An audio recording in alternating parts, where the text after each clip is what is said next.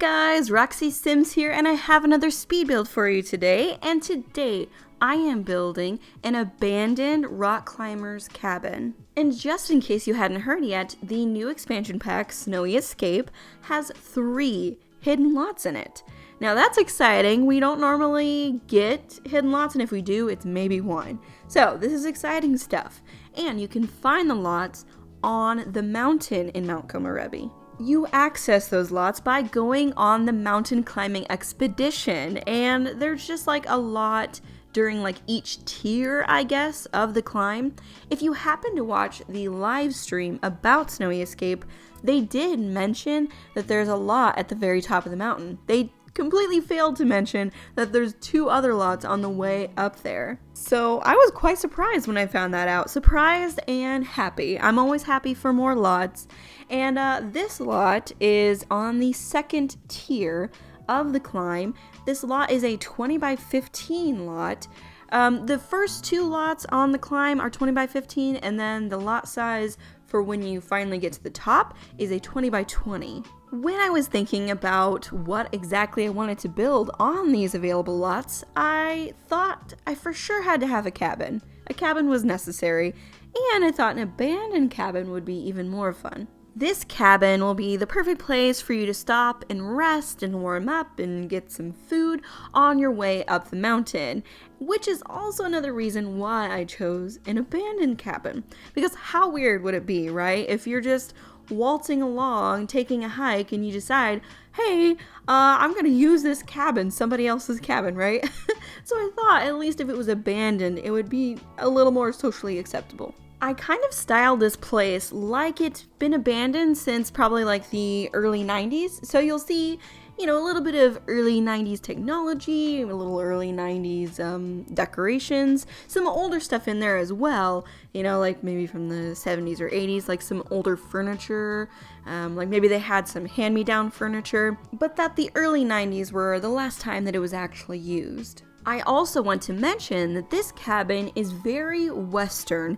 It is not done in a Japanese style at all, and my story behind that is that I'm decorating this in a way to where it's like, American college students using it as a place, to go visit, to go skiing, to go rock climbing, things like that. I figured these college students could be kind of middle class, not super wealthy, otherwise they'd have probably a better cabin, but that they're, wealthy enough to where their family owns this cabin, and then they have enough money to kind of go on an adventure across the world, on a skiing trip or a mountain climbing trip, which is the kind of life I know nothing about. But I figure somebody knows something about that kind of life, and that's the kind of people these are. I have a whole story about why it's abandoned too.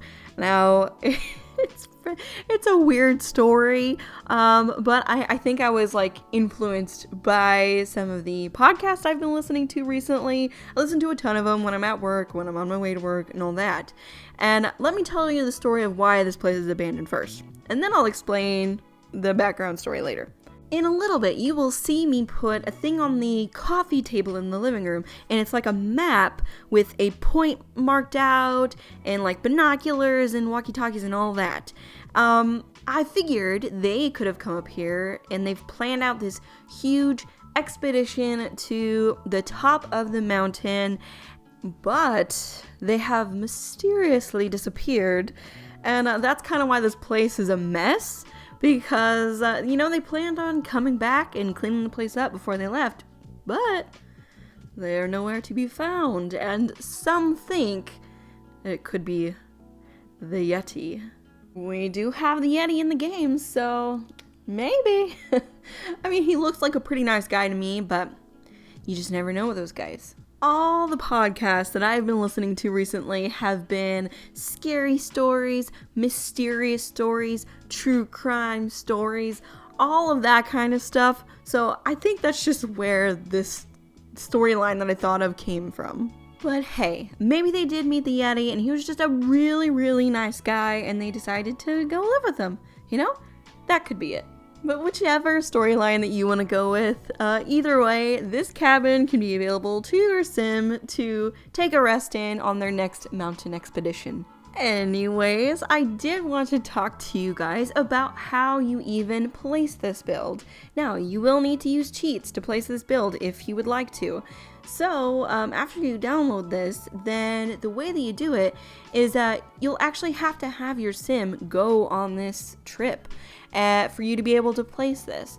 And once you get to the second tier, or you could put it on whichever tier that you want, but once you get there, you have to use the cheat BB.enable free build. This cheat does exactly what it sounds like, and it enables you to build where you normally wouldn't be able to. Once you enable it, then you will be able to open up build mode and then place it from your library. I also do suggest, as always, to enable the move objects cheat before you place it. I use move objects, and if you don't enable it, it'll mess things up. That cheat is BB.move objects space on. Now, I did want to talk a little bit about the other lots that are available on this mountain. Like I was saying earlier, there is 2 20x15 lots, and then there is a 20x20 lot. I'm not sure what I want to build for the other 2 lots. If you have any suggestions, I would love to hear about them. I want to build something kind of special for the very top of the mountain, the 20x20 lot. So if you have any suggestions for that one, definitely leave them down below. The lot is pretty small though. It's like the second smallest lot that you can have in The Sims. So there definitely will be limitations to that. But you know, I'm up for a challenge. If there's something huge that you're thinking of, let me know anyways, you know, because maybe I can somehow make it work. I know we're in the kitchen now, but I kind of want to talk about the fireplace area that I have in the living room. I used platforms in there, which of course, obsessed with platforms, but I wanted to talk about it because I was just so excited that we can do this kind of fireplace now. So in Eco Lifestyle, they gave us something like a fireplace that looks like a wood stove. And I always see wood stoves that are on a diagonal in a living room, and they're on a raised platform made of stone. And I'm just so happy that I can actually do that in The Sims now. I'm more excited about it than any person should be, really. Oh, I also want to talk about this kitchen table in here. Obviously, this kitchen is pretty small, and I wanted the look of the little, what do you call that table? It's like that cheap table that came with Eco Lifestyle. I wanted the look of that, and then having the 4 chairs around it. But of course, that chair that's in the corner there, it's not functional. And that is why I used this opportunity, since it's not functional anyways. I thought I would, you know, move it a little to the side. You know, you'll see that it's like a little angled, just so the place can look a bit more disheveled.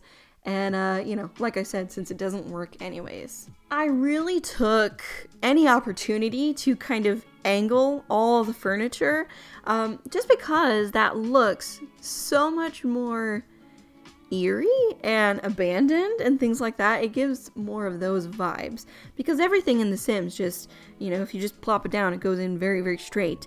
And I just figure a place like this, kind of nothing would be straight. It's been, you know, looked through and things and just empty for a long time. I just wanted it to look as not organized as possible. I also wanted this place to look like it was off the grid. So you can't actually use the off the grid lot trait, because this is not a residential place. I think the lot is called Mount Komorebi Summit or something like that. So it's not a lot type that you can actually use, but I wanted the place to have that feeling like it could be off the grid. So I do put a generator outside. I even put like a little kind of panel that you could plug the generator into right next to it.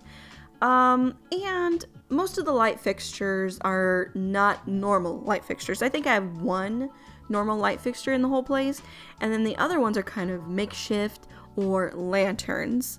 And then, yeah, just very few electrical items. Like we have the fridge, but I figure that the TV could be, it's like one of those really small TVs, and I figured it could even be one of those really small TVs that you can even put batteries in. And then like the stereo is a boombox, which is perfect for the early 90s, but also something that you could power with batteries. I also figured they could quote unquote melt snow for some things, and that maybe some of the other water is from like tanks that they have somewhere. You know, I just wanted that kind of vibe because it would make sense that this place, you know, so far away from everything else would be off the grid. I wasn't even planning on making this cabin anytime soon. I wanted to kind of try out the mountain climbing, and then I just got hit by inspiration and had to make it. So I have other builds that are waiting for me to make videos of them, but just I had to do this one real quick. Well guys, we are just about done with this speed build video. I'm just adding a little bit of wear and tear to the place, maybe some mouse holes and some spider webs, things like that, and then we'll be finished. I just want to say thank you so much for watching. It means the world to me. And if you like this video, please give it a thumbs up and subscribe, and I hope to talk to you all again very soon. Bye everybody!